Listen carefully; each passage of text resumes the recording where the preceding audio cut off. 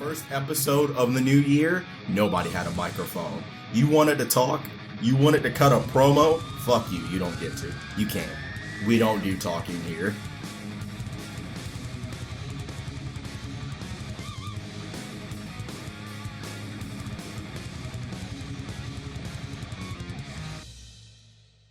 Wee! Hello and welcome to the Wrestle Ramble, the podcast that discusses WCW Thunder in the year 2000.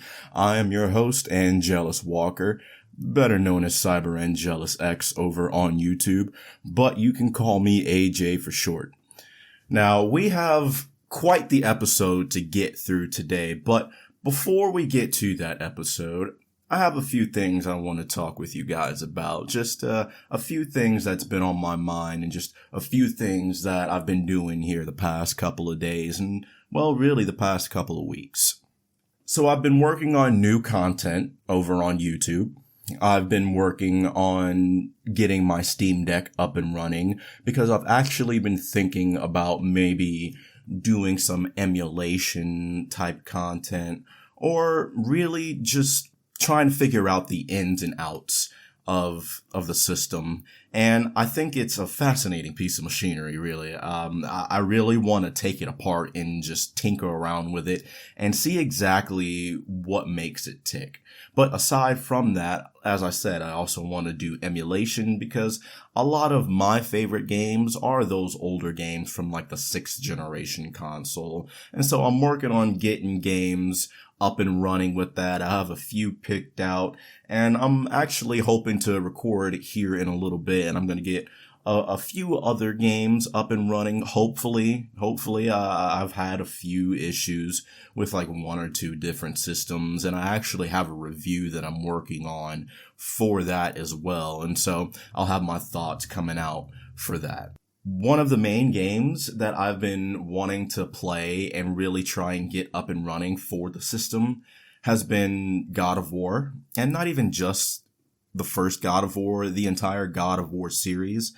I would like to do a playthrough for it on the channel, and I would like to play through the games in chronological order. So, play Ascensions, Chains of Olympus, the first one, Ghost of Sparta, Part 2, etc., all the way down the line, all the way up to Ragnarok, because I haven't played that one yet. And so I spent a couple of days trying to get God of War Ascensions up and running, and I, for the life of me, just could not get it to work. I tried different files. I tried reinstalling RPCS3. I think that's what it is. I'm horrible with acronyms. I've tried downloading the ROM from different websites, and I just can't get it to work. And so I took a break from it. I messed with it for about 3 days and said, okay, I've had enough. I've spent enough time with this. I need to take a break. And so right now I'm figuring out another game that I could play because I want to pick a series first and foremost, and I want to play through that series.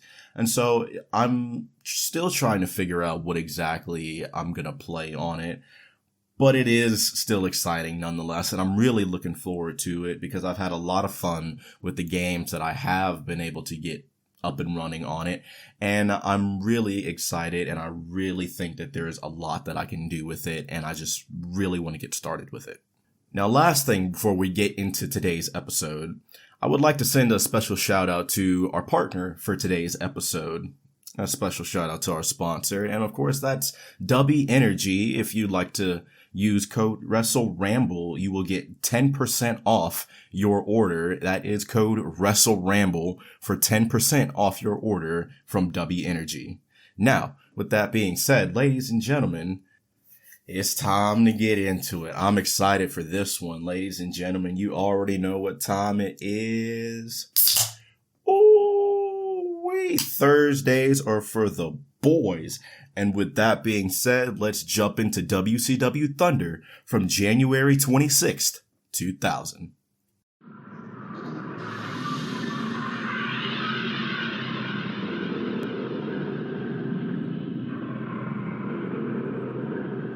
So the show begins The NWO is shown spray painting Sid's car. Sid then drives his car into the arena in front of the ring, opens a can of whoop ass on multiple people, sends somebody flying out of the ring. I couldn't tell who it was. Scott Steiner is then shown making his way down to the ring. Sid is shown going for a powerbomb, but he gets hit in the back by Scott Steiner. Bret Hart is shown driving an NWO branded monster truck. They say that Sid is in this car. Bret Hart drives the monster truck over this car that Sid is supposed to be in, already just off the cuffs with the beginning. And this is just highlights from their previous show. So absolutely fucking insane here. And I'm loving it already. The next shot is Bret Hart arriving, but he's being attacked by Sid Vicious. They show the clip of Terry Taylor saying the man chosen to represent WCW is Sid. Sid is then shown fighting off the Harris boys. Kevin Nash says if he uses the power bomb, he'll automatically lose. We then head to the match. Jeff Jarrett is shown running down. He gets taken out. Sid uses the guitar on Kevin Nash and then wins the heavyweight championship. Crazy Nitro episode. This is why I love WCW in 2000, because even though the wrestling might have been hit or miss, we still had just the absolute most bonkers moment to moment segments. And that was just the fun of it. Really, that's what I enjoy the most about it. It's just that unpredictability. It's just like, okay, I don't know if this makes sense. I don't really know what's happening, but I'm having a good time. So the show opens. We're live from Vegas. They mention the cage that's hanging overhead. They don't know why it's there yet, but they say hopefully throughout the night we'll eventually find out a little bit more about it. Mean Gene's in the ring, and he introduces the new World Heavyweight Champion, Sid Vicious. Mike Tenay, Tony Schiavone, and Scott Hudson are back on commentary for this one. Sid's music is a choice. I really want to know, is this his actual music that he used? Or is this just a dub from the network? Either way, it's an option. That's for sure, man. Mean Gene says, I've been drinking. Sid cuts a promo, and he says he wanted to do the WCW committee proud. He said he won't be satisfied until he has an unconditional victory over the NWO. And then their music hits. Nash in shades. Everybody's just in shades, really. Nash just walks out, though, dripped out. He's just like, ooh, I got an extra pep in my step. Ooh. Scott Hall is here now because he's just here. He wasn't on any of the other episodes, but hey, Scott, how's it hanging, buddy? Rip to my man, Scott Hall. Scott Hall was a legend in this business, that's for sure. Scott Hall says, sock it. Jeff Jarrett is also here, the Harris boys, Big Papa Pump, and just a bunch of women. Nash gets on the mic. He cuts a promo and he says, as the commissioner, there's a lot to do at times that sickens me, but I have to abide by the rules that I created. And, well, Sid, you didn't exactly win this past Monday night on Nitro. He says, you see, and then it goes to B-roll footage over on the Tron. He says, check it out here, Sid. You powerbombed one of the Harris boys, and not only that, you beat the wrong man. You didn't pin the legal wrestler in the match. And so the referee overturns his decision, and he starts a 10 count, and then they count Sid out. Mike says this didn't even air on Nitro. And so they pretty much just said, all right, we're not even going to entertain this bullshit. We're not even going to put this on TV. And so he says Sid has to forfeit the belt over to him. He also says if worse comes to worse, we'll just come down to the ring and take the belt from you. He says that Sid has to give him the belt, and he tells David Penzer to get into the ring and grab it. He says, if you want to pay your mortgage, David, you will get in that ring and you will take that championship from Sid Vicious. So Sid T-poses, David gets in the ring and he takes the belt off of him. And Kev says, I'm a fair guy. Tonight you'll have your chance to win the belt back. But in order for you to win it back, you have to defeat the Harris brother that you did not pin this past Monday night on Nitro. And you have to defeat the real world champ himself, of course, Kevin Nash. But not only that, he can also only pin Kevin Nash. And so the ladies come down, they take the belt from Dave Penzer, and they're walking back up to the rampway, the staging area. And there's a shot of them, and they're shown holding the belt over their heads, but the belt is upside down. Kevin also says that the powerbomb is still outlawed, and, well, best of luck to you, because there's no way in hell you're walking out of Las Vegas with the World Heavyweight Championship. From there, we run down the card of what we can expect to see on tonight's show. Must call him Big Sexy. So, commentary runs down the card, and we can expect to see the Caged Heat 3-way match for the World Heavyweight Championship. The total package with Liz is going up against Buff Bagwell. Kidman Don't Call Him Billy is going up against Vampiro in a rematch from this past Monday night on Nitro. Bam Bam Bigelow is going up against Fit Finlay. The Mamalukes and Disco Inferno is going up against 3 Count in a 6-man tag team match. And Terry Funk vows to bring reinforcements. So it's just a stacked card for this one, really. Sounds like it's going to be a fun episode, so we're not going to waste any time. We're just going to jump right into this. Next up, Mean Gene is interviewing Maestro. This is my first time ever seeing Maestro. So when I watched this for the first time, he was like, the legendary, the great, everybody knows my name. This is my town. And I'm sitting there and I'm like, whomst are you? I have never seen an individual like my boy Maestro here. And literally in my notes, I just wrote, whomst. So he says Las Vegas is his town, and he says his time has come, and it's his time to make a mark on the industry. It's his time to get his name is on everybody's tongue. He's the talk of the town, pretty much. The NWO likes sunglasses, apparently. Scott says the women rocked his world and hands one of them the world championship. Literally just, he's like, you know what? You are good at the sex. Take this professional wrestling championship. So Maestro makes his way out. Norman then comes out, pimped out in a white tux, and with just an entourage of Vegas showgirls. He big wiggles his hat right off, and Maestro attacks as he's in the ring just wiggling away. So he attacks him from behind, and they stumble to the outside. Norman immediately gets a chair. He gets a shot into the midsection, and then he's just fucking head over heels, just whapayo right in the head with the chair. Norman then gets a ladder, but he gets tossed into it. He doesn't even get a chance to use it. They start to head back up the rampway. Maestro kicks a chair into Norman's face. They head backstage. Norman slams him through a table. He hits him with a trash can, and then he leans onto this coffin-looking thingy. It opens, just fog, red mist, everything, and it's the Kiss demon. He says, blah, and Norman stumbles backwards. They say he fainted. Apparently, he just scared the shit out of him. He stumbles over Maestro, just falls backwards. Maestro gets his arm into the cover, and then he just wins. We then get shown a shot of the Kiss demon, and he just says, blah.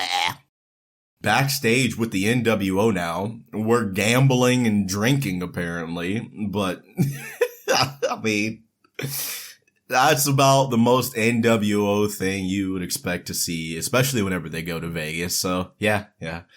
That's on par. Back from commercial, Liz asks Lex Luger if he's ready to go, and they say tonight it's time to make an example of all the guys in WCW. And he says he's got a chair specific for Sting, just in case he decides to show up here tonight. Previously on Nitro, Psychosis versus Kaz Hayashi in the Cruiserweight tournament. And then we head out to the ring, and it's Faux Tama Tonga, the artist formerly known as Prince Iaukea, and Kid Romeo. They're up next. We get a sneak attack from Prince Iaukea in the beginning. Kid eventually gets a comeback though. Irish whips him into the corner over the ropes. We're then shown standards and practices. They're out here. One of the guys says, "That's Carney." Yeah, that's for true. Mike says, "I'll be standards if Tony, you'll be practices." They're just thirsting over Miss Hancock. They cannot concentrate whatsoever. Back in the ring though, Romeo gets a glancing enziguri. Missile drop kick from Romeo into a pinfall. Paisley though pulls at Romeo's feet and only gets a 2 count. Prince gets a shot from behind, hits an inverted suplex, and that's all she wrote. Commentary says that that's called Paisley Park, and I'm not exactly loving the name. It's okay. It works, I guess, but not my favorite. We're then shown the NWO still drinking and gambling. Some dude comes in to sing, and Scott says, "Well, we wanted Elvis, and you're not Elvis, so get the hell out of here." Next up, we have the Kiss Demon making his way out to the ring. Funk's out next. So this is just a match. Okay. They trade shots in the early going. Funk gets a couple of headbutts in. They head to the outside. Funk reverses an Irish whip into the guardrail. 2 neck breakers from Funk. He then takes a swing at the referee, who ducks. The Demon hits a low blow, full view of the referee. He hits a double underhook butterfly suplex. It's actually looked pretty nice, not gonna lie. Pretty good. Funk hooks him, and he gets him in a Kiwi roll, and he rolls around the ring a couple times with him, and then he just wins. These matches have really just been ending out of nowhere. I mean, I'm not entirely against the flash finish. Don't get me wrong. I love a good flash finish every now and again. I really do. But, sheesh. We're just rocking and rolling through these matches. Between Norman and Maestro, Prince Iaukea and Kid Romeo, and the Kiss Demon and Terry Funk, all of these matches have been quick, man. These have been over lickety-split. Coming back from commercial now, Vampiro's on his way out. We're shown highlights from the match that Vampiro and Billy Kidman had this past Monday night on Nitro. Looked like a pretty good match, and I'm really excited to get into Nitro, honestly. I've been watching Nitro on my own for quite a while, but I think I'm gonna start getting into the 2000 episodes and start watching those. And so I have a little bit better idea of what's going on with Thunder. And honestly, I think it'll just be really fun because a lot of the highlights that I've seen here on Thunder, it looks like they've got some crazy stuff going on Nitro. So I think I might have to get on the ball with that. That might be a real good time. So Kidman gets the win over Vamp on Nitro, and now they're running it back here on Thunder. Vampiro pretty much said, that was a good match. You know, you got the win. Big ups to you, Kidman, but I know I can beat you. Give me a chance. Let's run it back this Wednesday night on Thunder. They try to one-up each other in the early going. Kidman has Vamp in the corner, and Vamp grabs him by the trunks and then just tosses him to the outside. Literally just grabs him by his belt. You know, whenever someone will be like down on their knees and they're like, no, please don't attack. And then there's just a fake, and then they just grab him by their trunks or their belt or whatever, and then they just toss him to the outside. So Vamp does that here. And Kidman reverses an Irish whip on the outside. He sends Vamp into the guardrail, not once, but twice. Kidman then runs at Vampiro, but Vampiro just tosses his ass up and then just drops some chest and stomach first on the commentary table. He tosses him back inside. Vamp hits a spinning kick from the top for a 2 count. Vamp then sends him into the ropes, pops him up, sort of like how Kevin Owens does the pop-up powerbomb, pops him up in the air, but Billy catches him coming down into a Hurricane Rana, smooth as butter. And that just seems to be the thing for Kidman, man. That is just his running theme. A lot of his movements, a lot of his just moment to moment, just mwah, beautiful. I love the way that Kidman is able to just turn the tide of the offense just in the blink of an eye like that. Absolutely beautiful. So Billy comes off the ropes with a sunset flip. Vamp sits down. He grabs the legs, hooks him for a 2. Vamp goes for a powerbomb, but Billy flips out. He springs off the ropes for a bulldog. And Kidman then goes up, but Vamp gets up to meet him. And so they're on the second rope now, and Vamp hits the nail in the coffin, just drives him from the second rope, and he gets the 3 count. Real good match here. Real good match. Kidman seems to have just banger matches. Between this match here and then the highlights that they showed on Nitro, which I really want to go back and watch, and then the match that he had at Sold Out with Perry Saturn, Kidman is the kind of the workhorse. If I'm being real honest, he's been my favorite so far to watch in these episodes that I've watched. And I'm really looking forward to see where he goes from here. You know, maybe he gets a cruiserweight championship match, maybe a tag team run at some point. I don't know, but he's looking real good. He didn't look too good in this match, you know, cause he lost to Vamp, you know, props to Vamp, you know, he got the win, but Kidman has been really my favorite part of these episodes that I've been going back and watching.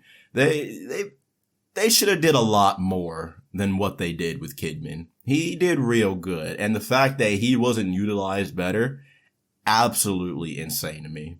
But then we're shown the total package and Liz backstage. We're shown Buff Bagwell backstage as well. A lot of B's. Buff Bagwell backstage. Just trying to say that 5 times fucking fast. We're then shown the NWO with more drinking and gambling. Because what else do you do in Vegas? 5-0 is here now. They knock on the door and say, hey, we heard there's illegal gambling going on in there, and we would have talked to the head honcho in charge.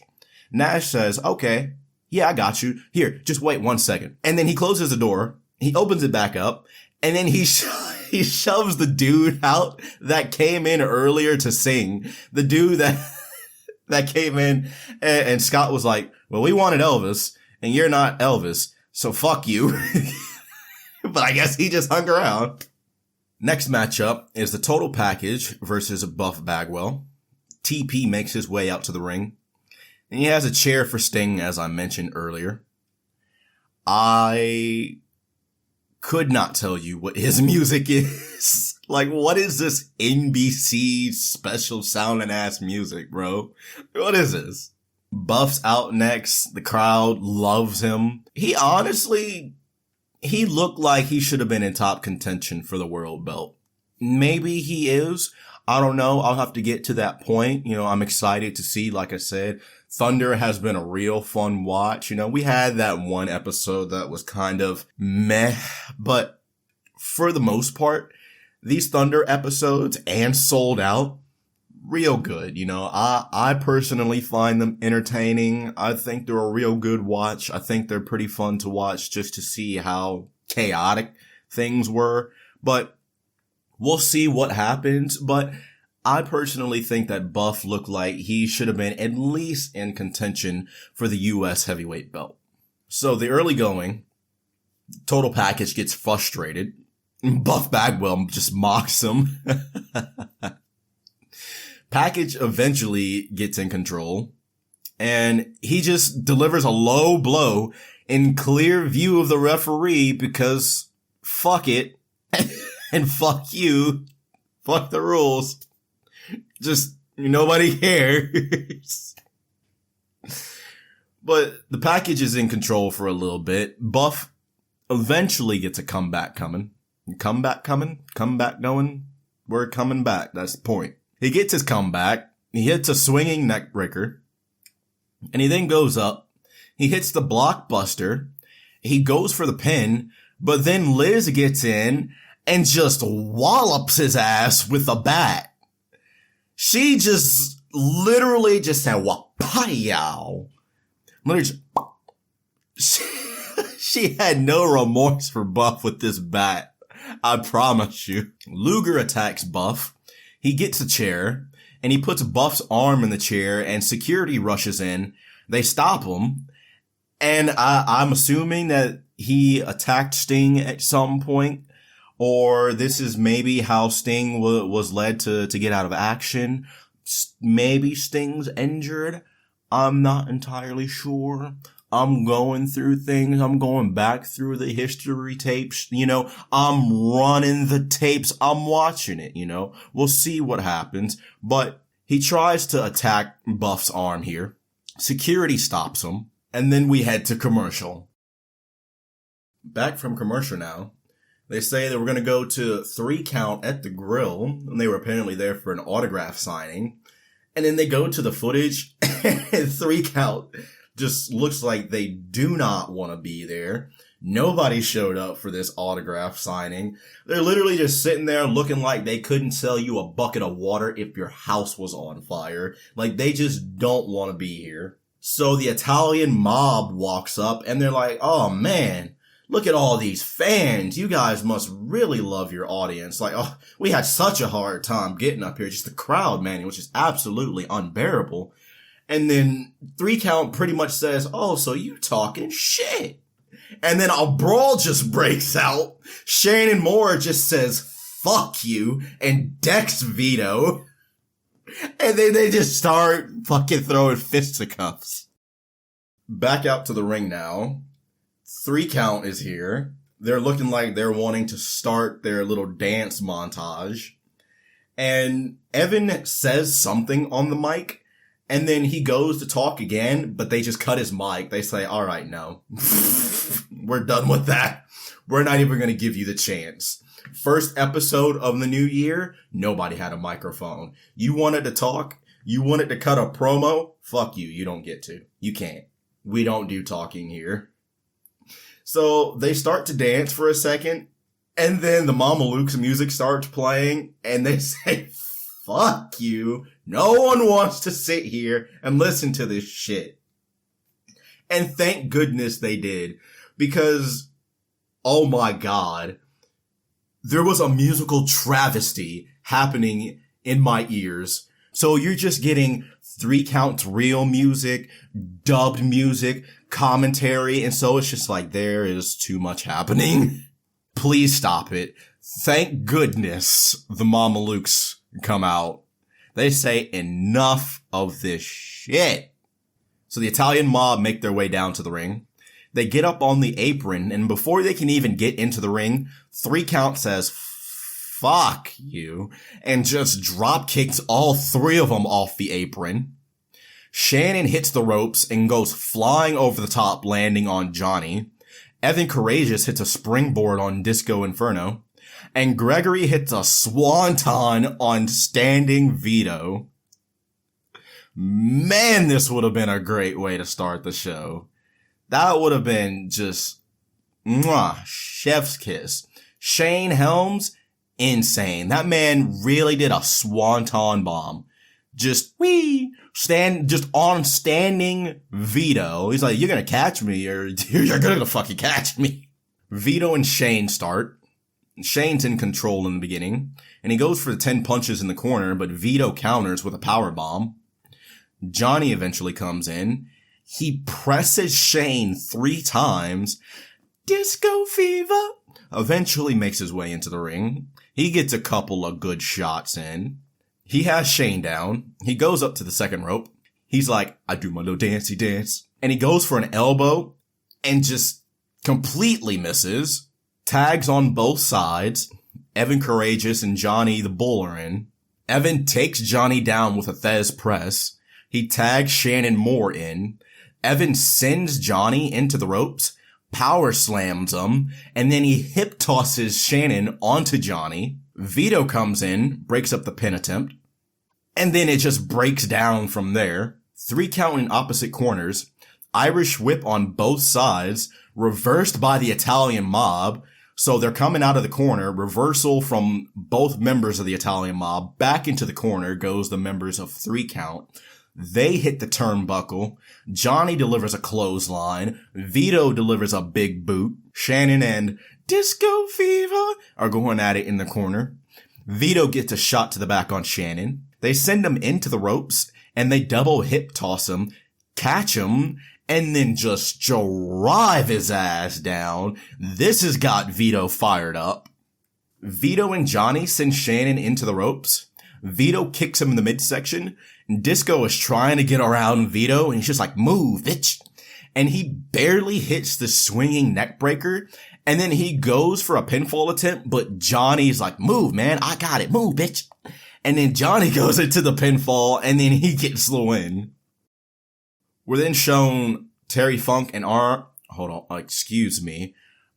Anderson walking backstage, and they're looking for Sid Viscous. We're coming back from the commercial break now. And Kevin Nash and the NWO, they're saying they took our tables, they took our slot machines, and they took our money. But we still have the world championship. And he says, did the U.S. give up when the Germans bombed Pearl Harbor? And as I was listening to this, as I was watching this, I was typing this out. And so when I got to this point, literally as I get to as I'm typing, and I'm like, wait a minute. And I had to go back. I was like, did he say Germans? Oh, well, that's not correct. And then he says, did this company fall when Oswald shot Lincoln? And then he says, let's go out there and put some old guys over. And then everybody else is just like, I don't know about that. And Scott Hall has a great line. He's like, we've done that already, man. Kev then says, you know what? Let's just go out there and kick Sid's ass. Booker T is now on his way out to the ring. Love his theme song. And he gets attacked by Jerry Flynn during his entrance. And he gets just tossed from fucking pillar to post around ringside, honestly. They even go out into the crowd for a split second before making their way back over the guardrail and into the ring. Flynn hits a running spin kick in the corner, comes back in for a bicycle kick in the corner, but Booker ducks, and then he gets a kick to the midsection, axe kick, and then the smoothest spin-a-rooney sidekick combo I have ever seen. Reversal on the Irish whip from Booker into almost a spine buster roll-up combo, and this is actually enough to get the win for him. We're then shown Sid, Funk, and Arn Anderson backstage saying that the locker room is behind Sid, and we're all rooting for you, man. We all want to see the world belt back with you. We want to see it back in the WCW. And we just want to get rid of every single member of VNWO. Some weirdo then makes his way out to the ring. They say this is the Cat. And in my notes here, I have, whomst the hell are you? His music? Bruh. What is this early 2000s DVD menu music sounding shit? He says the fans want to see his red shoes here. He says he loves Las Vegas, but he doesn't love the fans. And then he just starts dancing. In my notes, I have, I'm so glad we made time for this on the show. Mean Gene interviews Kimberly Page now. He interviews her, and the Cat's music is still playing, and it plays through this entire segment. Just in the background, just Mean Gene trying to conduct an interview, and you just hear literally the most 2000s DVD menu music you have ever heard in your life, just going away in the background. But Mean Gene is here, and he interviews Kimberly Page, and he says, well, how is everything at home right now with you and DDP? Kimberly says everything is dandy like candy, but we've come to a meeting of the minds as far as her being in wrestling, and she says the match that she reffed had no effect on her relationship with Buff. She says there's no hurdle that her and DDP can't jump over, and then speaking of DDP, she damn near conjures him because he just comes into the shot, and he says, all right, fuck out of here, enough with this. And then they leave. He's like, all right, interview's over, you asked your damn questions, let's get out of here.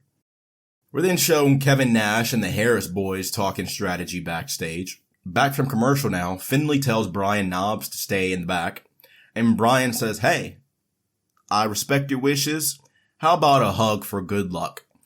And as he hugs him, he picks his pocket and he takes this wrench that Fit Finlay had in his pocket out. Next up, we get Bam Bam Bigelow versus Fit Finlay. Back and forth in the early going. We're shown Brian Knobbs backstage watching on a monitor. And Fit Finlay actually has a real nice swinging DDT coming out of the corner in this one. Finlay heads to the outside and set the table up, and he tries to suplex Bam Bam from the inside out. Bam Bam, though, reverses and brings Finlay back in. He goes up for a headbutt but misses. Finlay goes for the wrench, but then he realizes it's not there. Bam Bam grabs him and he picks him up for greetings from Asbury Park, but Finlay slides down the back and he catches an elbow from Bam Bam. Bam Bam then grabs him, picks his ass up, and drops him for greetings from Asbury Park for the win. They say that it's now going to be Bam Bam Bigelow versus Brian Knobbs for the Hardcore Championship. And then they show Brian laughing on the Tron backstage, and he's waving the wrench in front of the camera. Finlay very obviously upset about this. He's like, ooh, that son of a bitch. Next up, it's time. The cage is coming down. We're shown Sid backstage. We're shown Kevin Nash and Ron Harris backstage. And it is main event time. Coming back from commercial now, Sid's on the way. And as Sid's on his way out to the ring, I noticed something. I look at the time that's left. And the video was at 1 hour and 13 minutes. And it said that the episode was 1 hour and 24. So just based off of that, I was like, damn, this match isn't going to go too long. They showed a footage that they showed earlier. The controversy that they said of Sid beating the wrong Harris brother and getting counted out this past Monday night on Nitro. Again, they said on commentary that this did not air. So I don't even know why we're entertaining this idea, but hey, the plot demands it, okay? So Kevin Nash and Ron Harris make their way out to the ring. The match starts. Sid attacks Ron. Kevin comes from behind. They attack on the outside for a little bit. They throw him from pillar to post into the cage for a good while. Pretty much the entire early going of the match is really just all three on the outside and them just throwing Sid into the cage. Finally back in though, we get a cover by Kevin for a 2. Nash then tries again, and then Nash and Ron then dogpile on top of Sid, and he just kicks both of them off. The crowd rallies behind Sid for a comeback, but a low blow from Kevin Nash stops that immediately. I noticed that there was a bit of blood on the arm of Sid, and so being thrown into the cage multiple times over, yeah, that'll tend to do it to you. They try to send him into the cage again on the outside, face first, but Sid gets his hands up, and then he does the meeting of the minds, clashing both of their heads together. He throws him around the ringside area into the cage. Back inside now, Sid chokeslams Ron. Nash attacks from behind. Sid's down on his knees now, and Kev goes to pick him up, but Sid grabs his arm and he wrestles him down and he locks in the crossface, and Kevin Nash taps out. As Sid celebrates, they say for the second time in 3 days, Sid is your world champ. And even Ric Flair walks out onto the ramp to clap and congratulate Sid on winning the World Championship. So that is going to do it for this episode of Thunder, and what an episode it was. A lot of things to talk about in this one. I wish the matches went a little bit longer, but with Sid winning the World Championship once again, and Billy Kidman and Vampiro having a really fun match, the controversy from the beginning of the show with Kevin Nash coming out stripping Sid from the World Heavyweight Championship, and then the 3-count Mama Luke's match, that was also pretty good. This entire card honestly was pretty good. I really liked this card. As I said, I do wish the matches went a little bit longer, but I just think that's the running thing for WCW. As much as I would like them to, I just don't think that's going to happen. But all the same, this was a fun episode to watch.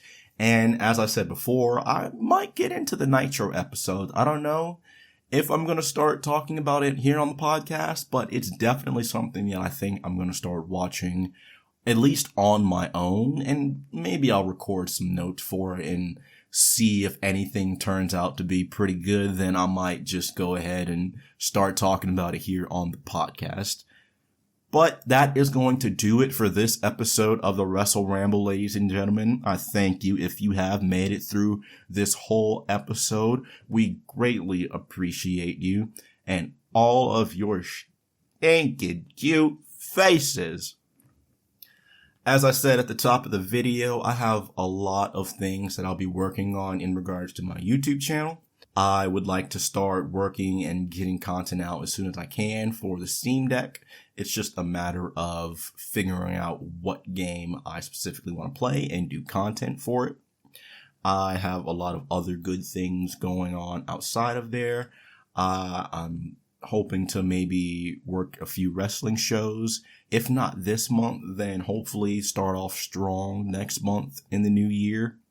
I have my next episode for this that I'm working on. I'm actually going to start watching the next Thunder episode when I get done recording this. And so I'm going to go ahead and start my notes for that. I'm going to try and keep you guys updated as far as the content for YouTube goes, because I like the idea of having a neat little bow tied on everything, just having everything integrated together, because even though this is a passion project of mine, I would like to see how far I can go with this. And truth be told, I've had a lot of fun with this. I have a lot of fun working on these episodes. I have a lot of fun sitting here and talking to you guys and taking the notes and just giving my thoughts on wrestling from one of my favorite periods in time. But as I said, I have a couple of things that I'm working on with that. Podcast has been doing real good. I thank you all once again. Thank you all so much for listening to each and every single episode that I have created so far. And I am going to try and get on the ball a little bit better with uploading. I just have a couple of things that tend to take up my time, but I'm going to try and be a little bit more productive. And that's one of my things that I'm really wanting to work on in the new year. And that is that consistency. But I have taken up enough of your time. Thank you all so much for listening once again. I greatly appreciate you.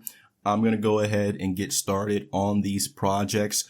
Don't forget, use code WrestleRamble to get 10% off of your order for W Energy. That's code WrestleRamble for 10% off your order from W Energy. Thank you so much to W Energy for partnering with us and sponsoring us. We greatly appreciate you. We are definitely going to try and do you guys proud.